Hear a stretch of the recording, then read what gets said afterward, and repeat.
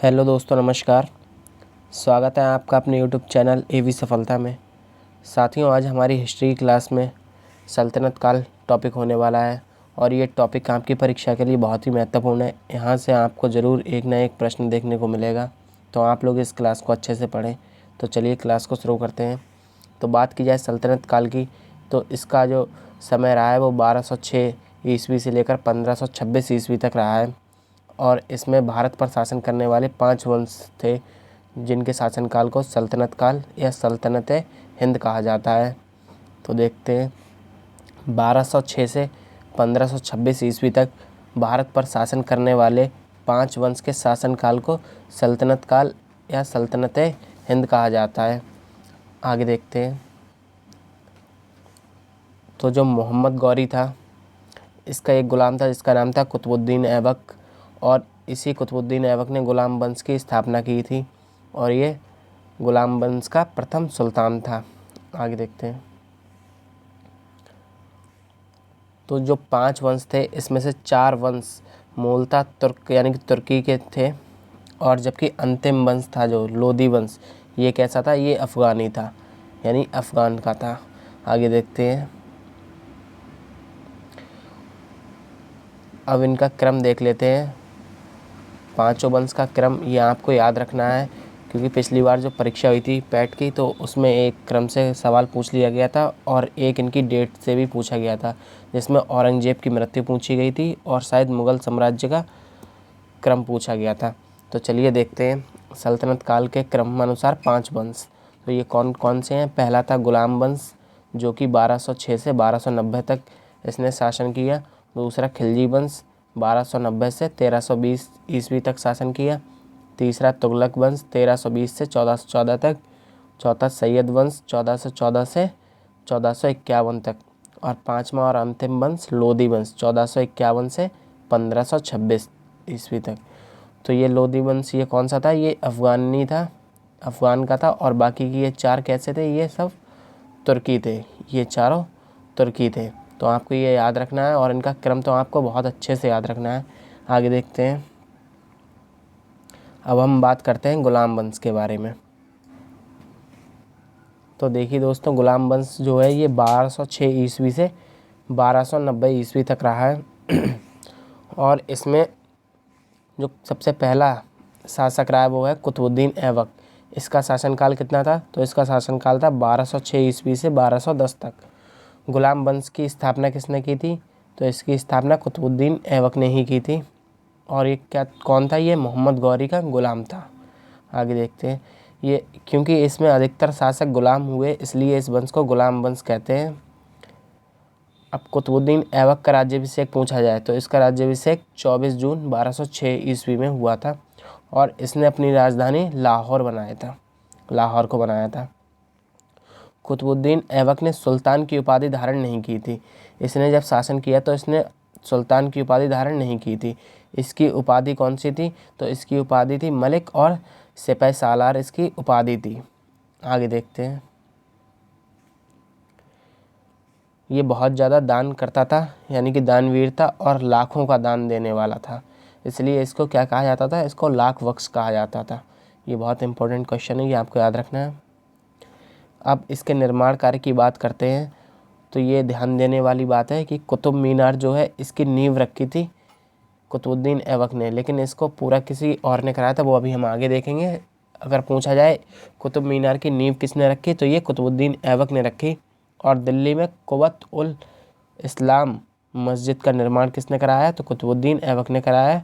और अजमेर में 2.5 दिन का झोपड़ा किसने बनवाया? तो ये भी कुतुबुद्दीन ऐबक ने बनवाया था। आगे देखते हैं। अब बात करते हैं इसकी मृत्यु की। तो इसकी मृत्यु 1210 ईस्वी में चौगान, यानी कि चौगान जो पोलो की तरह होता है, इस खेल को खेलते समय घोड़े से गिरकर इसकी मृत्यु हो गई थी। तो ये आपको याद रखना है, इसकी मृत्यु कैसे हुई थी? चौगान पोलो खेलते समय घोड़े से गिरकर। आगे देखते हैं। ऐबक का उत्तराधिकारी कौन हुआ फिर इसकी मृत्यु के बाद?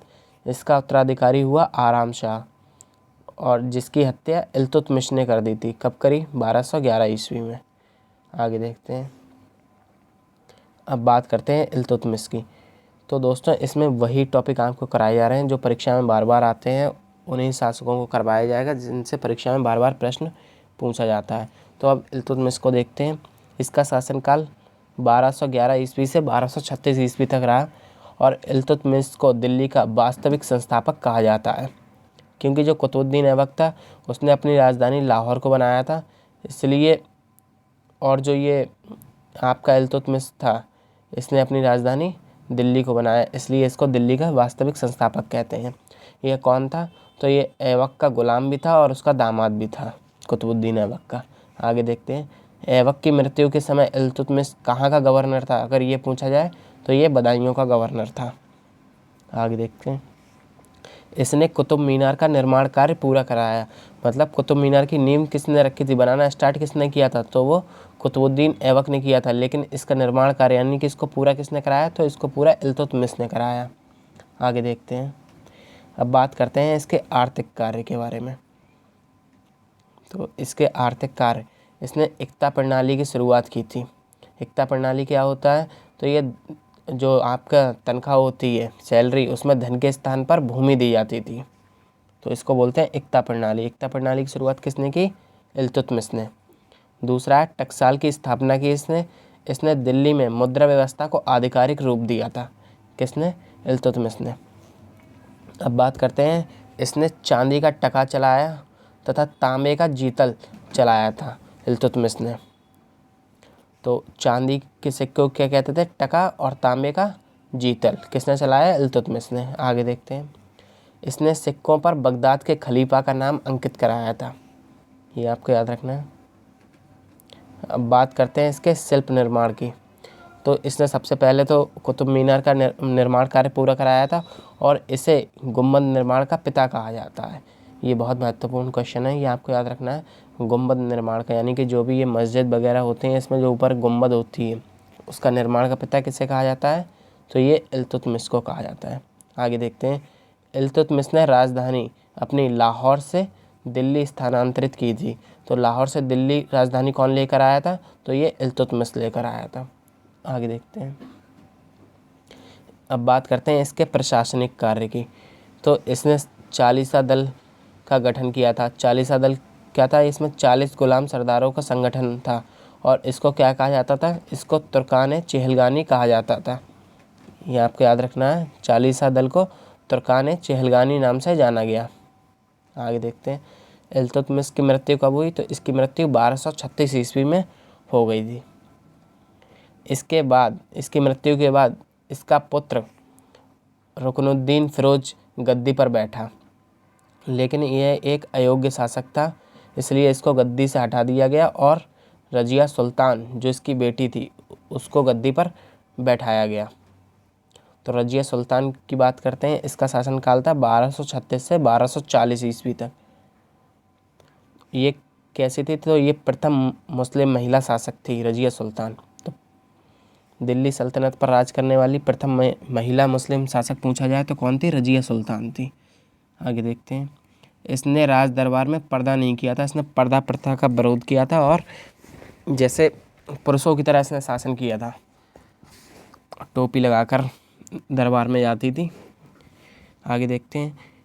इसने काले कपड़े पहनकर शासन किया था। पूछा जाए काले कपड़े पहनकर किसने शासन किया? तो रजिया सुल्तान ने किया। इसका शासनकाल जो था वो आंतरिक संघर्ष का शासनकाल रहा। मतलब इसके समय जो सारी समस्याएं हुई वो अंदरूनी हुई, आंतरिक संघर्ष का काल रहा। आगे देखते हैं। इसके जो सिक्के चलवाए गए वो कैसी थी? उस पर न्याय की रानी इल्तुतमिश की बेटी दिल्ली सल्तनत की महारानी के नाम से चलाए गए इसके सिक्के। आगे देखते हैं। अब बात करते हैं बलबन की। बलबन का शासनकाल 1266 से 1287 तक रहा। बलबन का वास्तविक नाम पूछा जाए तो इसका वास्तविक नाम था बहाउद्दीन और ये कौन था? ये इल्तुतमिश का गुलाम था। आगे देखते हैं। बलबन 1266 ईस्वी में गियासुद्दीन बलबन के नाम से दिल्ली की गद्दी पर बैठा था। किस नाम से बैठा? गियासुद्दीन बलबन के नाम से। कब? 1266 ईस्वी में। इसके अनुसार सुल्तान जो था वो ईश्वर के समान था और उसको कहते थे जल्ले इलाही। और बलबन ने स्वयं का स्थान जो है वो पैगंबर के बाद माना था, मतलब पैगंबर के बाद अगर कोई आएगा तो वो स्वयं बलबन यानी कि सुल्तान बलबन आएगा। आगे देखते हैं इसके प्रशासनिक कार्य क्या थे। तो इसने जो चालीसा दल जो इल्तुतमिश ने बनाया था, इसने उसको ख़त्म कर दिया था और इसने रक्त और लौह की नीति अपनाई थी अपने दुश्मनों के खिलाफ, मतलब कठोरतम कार्रवाई करना। और इसने सिजदा और पैबोस प्रथा की शुरुआत की थी बलबन ने। तो सिजदा क्या होता है, तो घुटने पर बैठकर सुल्तान के आगे झुकना, ये क्या कहलाता है, सिजदा। और पैबोस क्या है, सुल्तान के कदम चूमना पैबोस कहलाता है। आगे देखते हैं बलबन के अगर शासन का आधार पूछा जाए तो इसके शासन का आधार कुरान के नियम थे। ये कुरान के नियम के अनुसार अपना शासन चलाता था। इसने अपने दरबार में फ़ारसी कल्चर और फ़ारसी त्यौहार नवरोज़ की शुरुआत की थी। तो ये बहुत महत्वपूर्ण है, अगर पूछा जाए नवरोज़ की शुरुआत किसने की, तो इसकी शुरुआत बलबन ने की है। आगे देखते हैं अब जो नसरुद्दीन महमूद थे उन्होंने बलबन को उपाधि दी थी उलूग खां की। तो उलूग खां की उपाधि किसकी थी, बलबन की। किसने दी थी, नासिरुद्दीन महमूद ने। ये आपको याद रखना है। बलबन के दरबार में फ़ारसी के 2 प्रसिद्ध कवि रहते थे। कौन कौन से, एक तो आपके अमीर खुसरो और अमीर हसन, ये 2 रहते थे किसके दरबार में, बलबन के दरबार में। अब बात करते हैं गुलाम वंश का अंतिम शासक। तो गुलाम वंश का अंतिम शासक कौन था, तो ये था शम्सुद्दीन कैमुर्स। तो गुलाम वंश का अंतिम शासक हुआ शम्सुद्दीन कैमुर्स। तो दोस्तों ये थी गुलाम वंश से रिलेटेड सभी महत्वपूर्ण फैक्ट जो आपकी परीक्षा में आने वाले हैं या परीक्षा की दृष्टि से बहुत महत्वपूर्ण है। और गुलाम वंश का अंत किया था खिलजी वंश ने। तो कल की क्लास में हम खिलजी वंश को पढ़ेंगे। तो आपको क्लास कैसी लगी ज़रूर बताएं और साथ ही अपने चैनल AB सफलता को सब्सक्राइब करें।